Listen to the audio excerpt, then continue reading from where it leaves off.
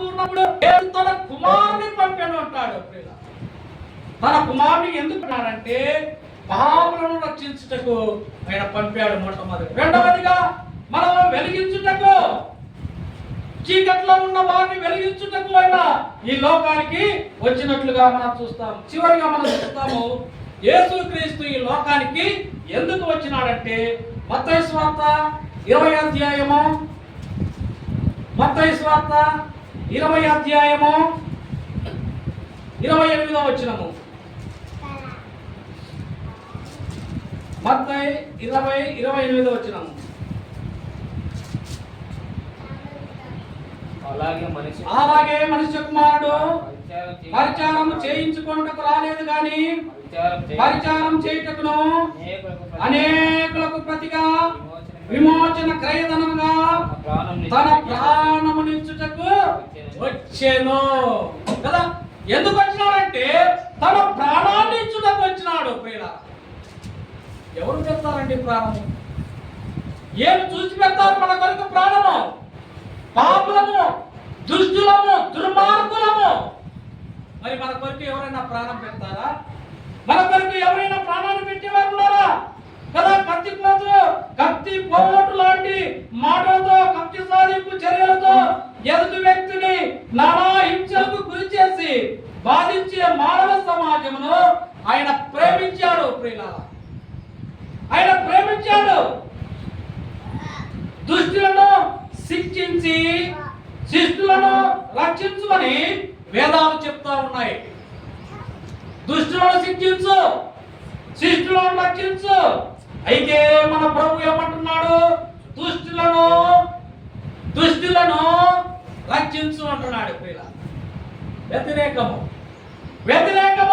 కదా. దుష్టులను ఆయన శిక్షించలేదు కాబట్టి వారి కొరకు తన ప్రాణము సైతం అర్పించాడు. దుష్టులను శిక్షించమని వేదాలు చెప్తా ఉంటే దేవాది దేవుడు, సృష్టికర్త అయిన దేవుడు ఆ దుష్టుల కొరికే ప్రాణాన్ని పెడతా ఉన్నాడు. ఆ దుర్మార్గుల కొరికే ప్రాణాన్ని పెడతా ఉన్నాడు.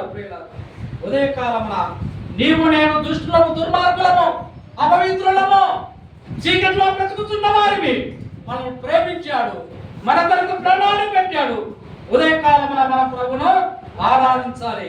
చూడండి, మనం చూస్తాము ప్రియులారా, యెషయా గ్రంథంలో మనం చూస్తాం. చూడండి, యెషయా గ్రంథము 53వ అధ్యాయము 12వ వచనము. యెషయా గ్రంథము 53వ అధ్యాయము 12వ వచనము. కావున గొప్ప భక్తుడైన అతనికి పాలు పంచిపెట్టెదను, గనులతో కలిసి అతడు కొల్ల సొమ్ము విభాగించుకొనును. ఏలయనగా మరణమునందునట్లు అతడు తన ప్రాణమును దారపోసెను. అతిక్రమం చేయవారిలో ఎంచబడిన వాడైను, అనేకుల పాపమును భరించుచు తిరుగుబాటు చేసిన వారిని గురించి విజ్ఞాపన చేసెను. తిరుగుబాటు చేసిన వారిని గురించి ఏం చేశాడు? విజ్ఞాపన చేసినాడు. ప్రియులారా, ఎవరు చేశారు తిరుగుబాటు? సిలువల దొంగలను మనం చూస్తాము. కుడి వైపున ఒకరు, ఎడమ వైపు ఒకరు, ఇద్దరు దొంగలు, బందిపోటు దొంగలు. అంతవరకు ఆయనను నిందించారు, అంతవరకు ఆయనను దూషించారు. యేసు ప్రభు అన్నాడు, ప్రియులారా, తండ్రి వీరేం చేస్తున్నారో వీరు ఎరగను కనుక వీరిని క్షమించమని. ఎప్పుడంటే యేసు ప్రభు మాట అన్నాడు, గుడి వైపున ఉన్న దొంగ చెవిలో పడి, ప్రభువా నీ రాజ్యంలోనికి వచ్చినప్పుడు నన్ను జ్ఞాపకం చేసుకోమన్నాడు. యేసు ప్రభు అన్నాడు, సరేలేందా చూస్తాంలేందా. యేసు ప్రభు వెంటనే అంటున్నాడు, నేడు నీవు నాతో కూడా పరదేశంలో ఉండు అంటున్నాడు. నీ పాపం నుండి ఒప్పుకొట్టి ఆయన నమ్మదగిన వాడు, నీతిమంతుడు. కాబట్టి మనం ఇంకా బలహీనమై ఉండగా, భక్తిహీనమై ఉండగా, పాపలమై ఉండగా క్రీస్తు మన కొరకు చనిపోయెను. మరి ఉదయకాలం ఆయన స్తుతించకూడదా? ఆయన ఆరాధించకూడదా? ప్రియులారా, భక్తిహీనము, పాపులము, బలహీనము మన కొరకు ఆయన చనిపోయినాడు. ప్రియులారా, ఈ లోకంలో తల్లి తండ్రి, ఏ బిడ్డలు, బంధువులు నీ కొరకు నా కొరకు తల్లిదండ్రులు మన కొరకు ప్రాణాన్ని పెట్టారా? మన బంధువులు ఎవరైనా మన కొరకు ప్రాణాన్ని పెట్టారా? ఎవరూ పెట్టలేరు ప్రియులారా. తన శరీరమందు తన పాపములను మాడి మీద మోసుకున్నాడు. ఆయనే పొందిన దెబ్బల చేత నీకు నాకు స్వస్థత ప్రియులారా, నీకు నాకు స్వస్థత కలిగినట్లుగా మనం చూస్తూ ఉన్నాం. ఓ సహోదరుడు, యేసు పాదం అనే ఒక సహోదరుడు మంచం మీద పండుకొని తన మనస్సులో ఆలోచిస్తూ మంచం మీద పండుకొని రాత్రిపూట అన్నం తిన్న తర్వాత పండుకొని ఈ విధంగా ఆలోచించినాడంట.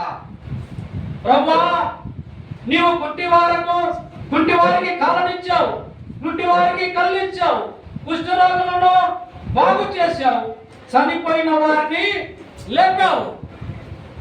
బాగానే ఉంది ప్రభు, అంతవరకు బాగానే ఉంది. కానీ నీవు శిలువలో ఘోరమైన దుర్మరణము చెందావు, కానీ అది నాకు నచ్చలేదు అన్నాడంట. నచ్చలేదని చిన్నగా నిద్రలోకి జారిపోయినాడు. అనుకుంటూ నిద్రలోనికి జారుకున్నాడు. కొద్దిసేపటికి ఒక కల కన్నాడు. కొద్దిసేపటికి కల కన్నాడు. ఆ కళ ఏ విధంగా భటులు వచ్చి యేసు పాదము 2 కాళ్ళు చేతులు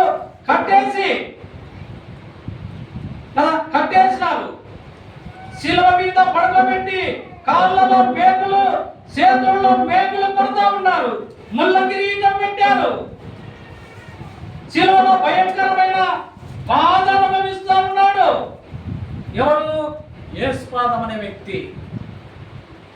ఆ దర్శనానికి అదిరిపోయిన యేసు పాదము మంచం బెడ్ మీద నుండి కింద పడిపోయి నడ్డి విరిగిపోయింది. మెలుకొచ్చి ఏందమ్మా ఇలా జరిగింది, ఏది ఇలా వచ్చిందని ఆలోచించుకుంటూ మళ్ళీ నిద్రపోయినాడు. మళ్ళీ నిద్రపోతే అప్పుడు యేసు ప్రభు ప్రత్యక్షమై అంటున్నాడంట, యేసు పాదం, నేను కుంటి వారికి కాళ్ళిచ్చింది, గుడ్డి వారికి కళ్ళిచ్చింది, కుష్టు రోగులను బాగు చేసింది, చనిపోయిన వారిని లేపింది. నేను దేవుని కుమారుడనని రుజువుపరచుకోవడానికే చేశాను. అయితే నేను శిలువలో మరణించింది కేవలం నీ కొరకే అన్నాడు. నేను కేవలం మరణించింది నీ కొరకే. నేను శిలువలో మరణించకపోతే నీవు మరణించవలసి ఉంది అని ప్రభు చెప్పాడంట. నిద్ర నుండి మేల్కొన్న యేసు పాదము శిలువ లేనిదే విలువ లేదు, శ్రమ లేనిదే సింహాసనం లేదు, శిలువే నా శరణమాయన అని అంటూ ఆయన బ్రతుకు జీవితం గడిపాడంట. కాబట్టి ఉదయ కాలన నీవు నేను పాపులము, దుష్టులము, దుర్మార్గులము, నీ కొరకు నా కొరకు అయినా పరలోకాన్ని వదులుకొని భూలోకానికి వచ్చాడు. నీవు నేను కాళ్ళతో చేసిన పాపం యేసు ప్రభు కాళ్ళలో శీలలు కట్టారు.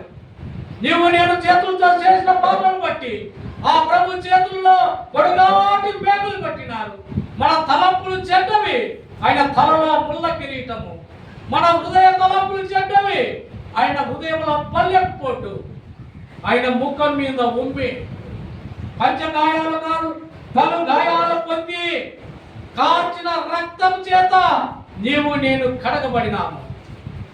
ఉదయకాలమున ప్రభువును ఆరాధించాలి. ప్రభువా, పాపినైన నన్ను నా కొరకు ఈ లోకానికి వచ్చావు నాయన, నీ రక్తంలో నన్ను కడిగినావు నాయన, పాపినైన నన్ను పరిశుద్ధునిగా మార్చినావు. నీకు వందనాలు, స్తోత్రాలు. అంతేకాదు ప్రభువా, చీకటిలో బ్రతుకుతున్న నన్ను, చీకటిలో జీవిస్తున్న నన్ను నీ వెలుగులోనికి పిలిచినావు ప్రభువా, వెలుగుమయంగా మార్చినావు. అందరూ బట్టి నీకు కృతజ్ఞతాస్తుతి స్తోత్రాలు. అంతేకాదు ప్రభువా, నా కొరకు నాయనా నీ ప్రాణాన్ని పెట్టినావు. దుష్టులను, దుర్మార్గులను, పాపినైనా నేను మరణించవలసింది నాయనా, నాకు బదులుగా మీరు మరణించినారు. అందరూ బట్టి నీకు కృతజ్ఞతాస్తుతి స్తోత్రాలు చెల్లిస్తున్నానని ఉదయకాలమున నీవు నేను ప్రభును ఆరాధించవలనని ప్రభు పేట మనవి చేస్తున్నాను. దేవుడు కొద్ది మాటలను మన వినికిడిలో దీవించి ఆశీర్వదించును గాక. ఆమేన్. మనం ఒక పాట పాడుకొని